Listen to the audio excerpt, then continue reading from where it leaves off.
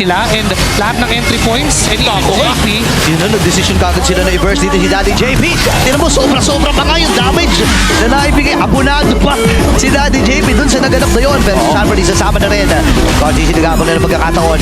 Si Kirk ngayon ang magpupuruhan. Pero buwasan ni Cartesi yung plano dito ni Kirk.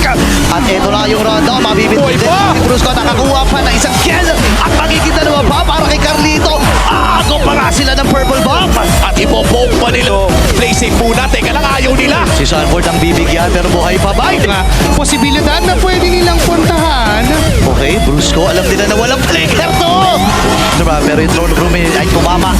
Andun yung glory spot. Isa yung magiging target nila. Pero makakatakas pa ba? Hindi! All because of that aggression na ginagawa ng Team Liquid Philippines, space is given to Teddy. Sanford, though. Okay, flicker ay nagamit niya. Pinagtulong-tulungan ng apat. Pero maraming ultimate na nakumit doon. Glory spot, ay kakaltukon dito si Kirk.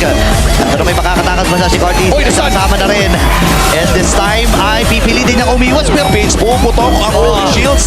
And here we go. They're going for Savero. ay napapasok na rin dito si Sanford. Tumama yung Throne of Ruin pero asan yung follow-up mula sa Onyx? Cartesi ay monster kill na. At Sanjay! si Sanjay na iniiwas-iwasan yung mga balasa ng Baraha at si Carl. Sa top lane, but then there are no casualties yet. Papasok ulit sila. Bilang Glorious Spot yung nagamit. Pinipilit nila na umiiwas si Savero. Ibitata si Kirk. Nagamit yung Naku po! Cartesi ay legendary na 8-0 in 1, ladies and gentlemen. At dito na yung flex ng mga machong horse. Sanji ay nagamit din yung Crimson Beacon. Apat na miyembro na natitira para sa Onyx. Magiging tatlo na lang binibilangan na ng Team Liquid. Talagang aarangkada na ang Stampede dito ng TL. May mga flex na rin sila na ginagawa. Pumasok din si Sanford. Wala flicker! At ready na umarangkada ang CLPH. Undefeated sa first leg ng regular season 17. Team Liquid Philippines sweeps Onyx Philippines. That early game lead na hindi na napigilan pa ng Onyx Philippines. Yung Piercer mula kay Cartesi. Yung scaling ng isang bulot na namadali dahil sa spasyong binibigay. Yung kunat ni Sanford na kahit ilang beses siyang patayin. Okay lang for Team Liquid Philippines. Sinagasaan nila ang Super Fam. And this was such a great opener para sa ating Sunday for week number 4. A great showing mula sa Team Liquid Philippines and Onyx Philippines.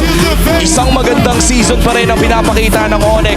Even after losing against Team Liquid Philippines sa laban na ito, palakpakan pa rin natin ang Onyx Philippines. And of course for the Sonics na nag-attend ngayong araw na ito, na kumpletong-kumpleto pa rin dito sa Victoria Sports Tower. Panigurado sa susunod na leg ng Season 17 ay mas lalakas pa ang Onyx kasama ang kanilang Sonics. Pero sa ngayon, i-celebrate natin ang victory